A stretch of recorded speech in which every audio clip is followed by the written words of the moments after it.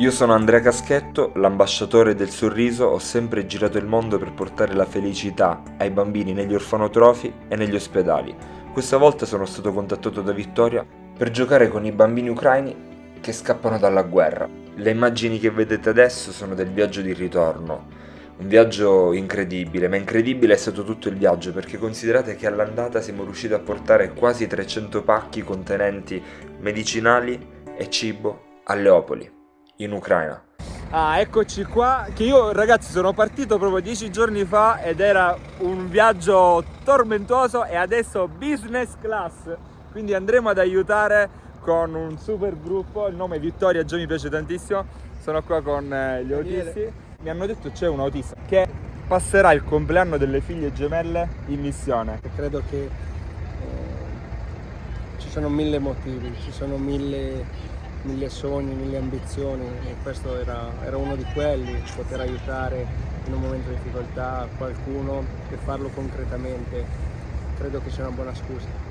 Grazie Dani, vabbè avremo modo di conoscerlo e ci conosceremo bene. Grazie. Io sono così, amico di tutti a prima vista. Hai fatto prima un discorso che per me è stato uno dei più belli che ho sentito in questo periodo storico. E penso della mia amica che è scappata di guerra, che con la sua mamma e il suo figlio di 7 anni hanno guidato per 40 ore per venire in Italia. Sono organizzati bene per adesso, il bambino va a scuola. Una cosa molto grande che gli fa spezzare il cuore è il distacco del bambino dal suo papà. È veramente un legame molto forte e quindi staccarsi, quindi rompere questo legame per il bambino è molto difficile. Si sentono ogni giorno, ogni sera per il telefono, fanno videochiamate, ma comunque c'è sempre l'ansia, c'è sempre la paura e tutto.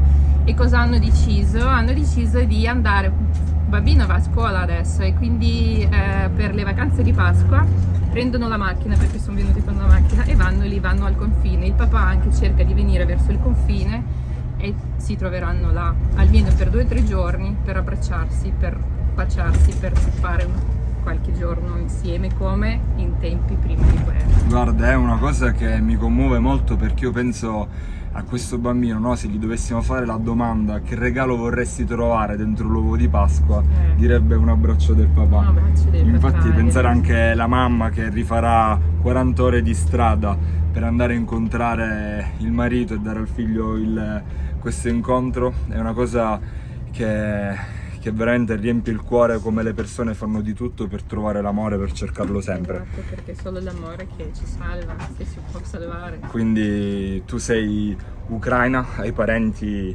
in Ucraina ed è una cosa, questo momento storico che fa rabbia.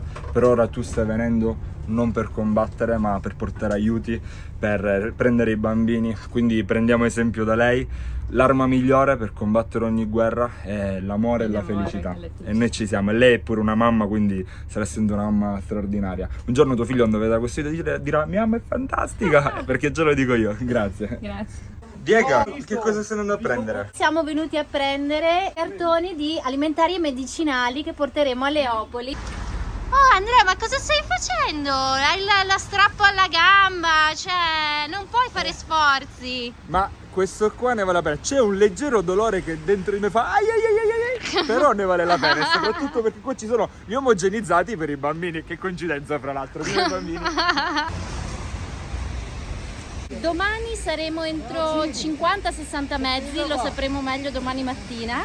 E la maggior parte sono bus e minibus e camioncini per trasportare gli aiuti. Torneremo invece con bambini, con mamme, li riporteremo a casa nostra in Italia. Speriamo che per loro la casa nostra, l'Italia, sia soltanto un qualcosa di temporaneo, perché veramente tutti quanti hanno voglia di ritornare nella loro casa. Se tu vuoi diventare un calciatore, non ti dimenticare di studiare, perché lo studio è l'arma migliore per fare quello che si vuole. Oh! Che è un piacere incontrare un ragazzino ucraino, e mi farebbe piacere avere da lui un super abbraccio. Grazie. Il viaggio è stato lunghissimo, ringrazio di cuore i 2 autisti Daniele e Francesco.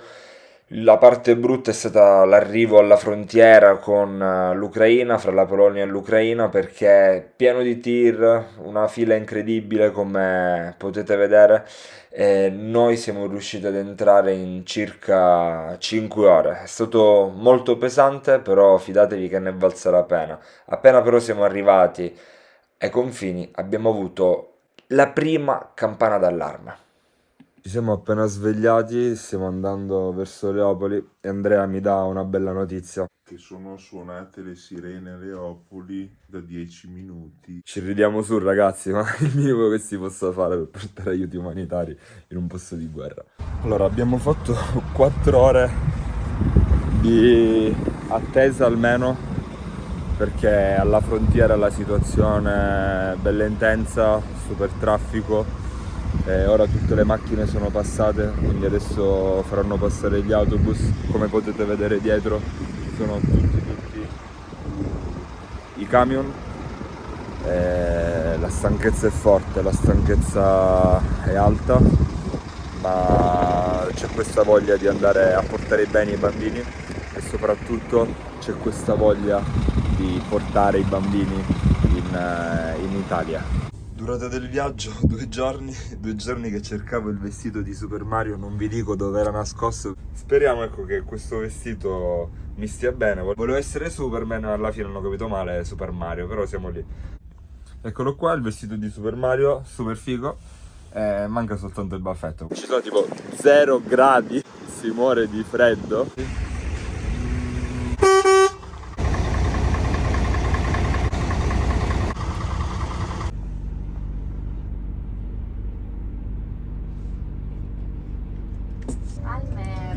Fa impressione come la vita sembra ritornata tranquilla e lì dietro è dove hanno bombardato, dietro quegli alberi. Non solo. Mamma mia.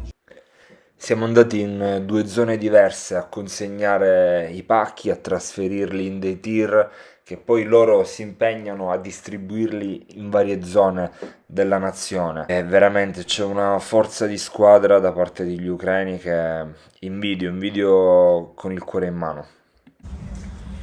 Giorno 15 marzo, un signore di qua ha raccontato che ha visto lì giù un missile. Quindi fa impressione vedere come una persona passa dalla vita normale a fare una vita veramente super felice e serena a vedere un missile. Immaginiamoci questa scena, no? Di un missile che parte e arriva così dal nulla. La vita cambia così, mi arrabbio. Aspetta, non ho capito cos'è che stai dicendo?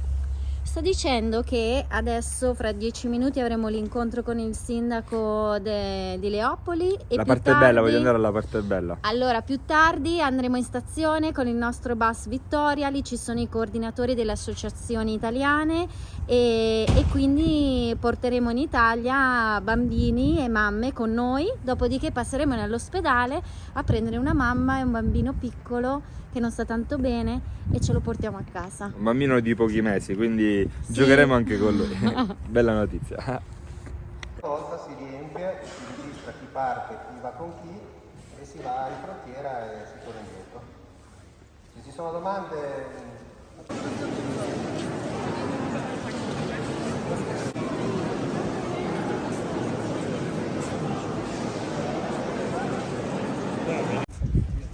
Fa impressione vedere, no Andrea, abbiamo appena visto tipo un bel gruppetto di bambini accompagnati, sicuramente orfani.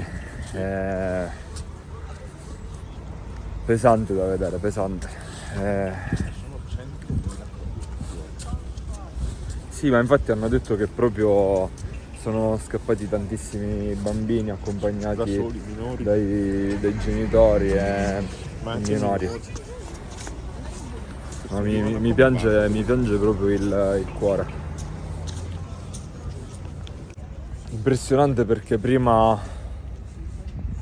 mentre stavo facendo una diretta alla stazione, sono partite le sirene. Sentite, sentite! Queste qua sono le sirene. Sirene di avviso che invitano le persone a recarsi al sicuro. Leopoli è una zona molto tranquilla rispetto alle altre dell'Ucraina. Fa impressione parlare con queste sirene che ce le abbiamo in diretta, e che Dio la mandi buona, perché vi giuro sulla mia vita che anche quando sono stato 10 giorni fa in Ucraina dalla Romania ero arrabbiato nel vedere le donne, le figlie, i bambini, i figli che dovevano scappare dalla loro vita. Hanno una storia incredibile che vi vorrò raccontare. È una bambina super bella. Allora, io mi sono reso conto di una coincidenza incredibile mentre tu guidavi, infatti tu non sai questa storia che mi ha lasciato sorpreso. Ieri mi hai raccontato la storia delle tue bambine bellissime, 2 gemelle, io ho visto le foto, super figa, che loro hanno rischiato la vita quando stavano per nascere, no? E sai che cos'è la cosa che mi ha fatto impressione? Noi abbiamo preso una bambina, Cristina, dall'ospedale a Leopoli, e lei, Cristina, aveva un gemellino che non ce l'ha fatta, e Cristina la stai accompagnando tu fino a casa, quindi tu guarda veramente il segno del destino e la coincidenza che lei è messa in fondo giù, e sua mamma con un amore fortissimo ha visto tutto questo come un segno del cielo, e noi stiamo andando ad accompagnare questa bambina in un ospedale a Padova, e tu sei quello che guida. Qui non vedi veramente un segno forte, una chiamata, qualcosa per dire, un connubio di emozioni? Io quando l'ho sentito ho avuto la pelle d'oca, non te l'ho detto perché stavi guidando, se no avevamo un incidente sicuro, perché secondo me non riuscivi a guidare. Sai, certe cose non le puoi pensare, talvolta sono difficili anche da descrivere, le senti, e gli occhi lucidi e la voce tremolante credo che siano abbastanza espressive per rappresentare quello che io posso provare, dai. Credo che sia davvero bello, che sia possibile, che sia realizzabile, giusto. Credo che dobbiamo trasformare questa tragedia, perché la guerra rimane una tragedia, in una nuova opportunità. La mamma di Cristina, lei proprio ha detto come la guerra per lei sia stata una salvezza, perché dove si trovava nell'ospedale non c'erano le cure necessarie per sua figlia, invece ora sta avvenendo in Italia, dove ha detto che ci sono centri pediatrici incredibili. E questa è la visione, questo è il segreto di tutto, di tutta la vita, e guardare sempre il lato positivo. Talvolta può essere difficile, può essere molto impegnativo, può essere frustrante, ma lo sai meglio te di me che in ogni cosa ci può essere il buono o una parte buona comunque, ed è proprio quella che dobbiamo andare a ricercare, a valorizzare, a tirare fuori, a mettere in evidenza. Io mi sono innamorato della storia del passaporto, quindi mi farebbe piacere se tu la potessi raccontare agli italiani. Appena ho scoperto che devo andare in Italia, che ho possibilità di andare in Italia e di evacuarmi da Leopoli, ho capito che il passaporto è rimasto a casa mia, che è vicino a Kiev. Ho chiesto al mio marito di mandarmi questo passaporto con servizio corriere, e sappiamo che più o meno arriva al 3° giorno, e doveva essere tutto a posto per il sabato, quando dovevamo partire. Quando ho controllato il sabato mattina che il tracking code del corriere, ho visto che probabilmente non avrò in tempo il mio passaporto, perché ho visto che il mio pacco è in centro di distribuzione e non si muove. Quando abbiamo trovato il corriere giusto, questo corriere che doveva consegnare il pacco, lui ha detto: purtroppo oggi non riesco a fare la consegna perché noi abbiamo un tir con i pacchi che dobbiamo smistare e tutto, e oggi non c'è la consegna. Il mio marito ha insistito tanto, ha chiamato tante volte proprio a dare una mano, ha spiegato la sua situazione, il corriere ha detto di sì, quindi è proprio entrato dentro un tir con i pacchi e ha cominciato a cercare e è stato trovato abbastanza presto, ha preso in mano e ha detto oh ma questo è il tuo cognome. Il corriere ha promesso al mio marito che consegnerà questo pacco con il mio passaporto proprio entro un'ora e mezzo al sabato, quando dovevamo partire per l'Italia. Possiamo dire grazie a queste persone, grazie al destino, che ora finalmente può andare anche in un ospedale migliore rispetto a quello dove sei stato, perché vogliamo che tua figlia, bellissima Cristina, possa essere curata nel miglior modo possibile. Tutta l'Italia ti è vicina. Grazie veramente. Sono stato abituato a giocare con dei bambini negli ospedali, negli orfanotrofi, in tanti luoghi del mondo, come ho detto prima. Io avevo il dubbio nel dire come farò a giocare con dei bambini che scappano dalla guerra, come farò a farli divertire. Beh, ho dovuto fare gli stessi giochi che ho fatto con tutti gli altri, perché i bambini, nonostante tutto lo schifo che gli arriva addosso, sono gli unici in grado di perdonare subito senza avere rancore verso nessuno. Prendiamo esempio da loro. Facciamolo, perché loro sì, che ci insegnano che la vita non ha bisogno di nessuna guerra. Viva i bambini, viva l'amore, viva l'aiuto, per tutti, nessuno escluso.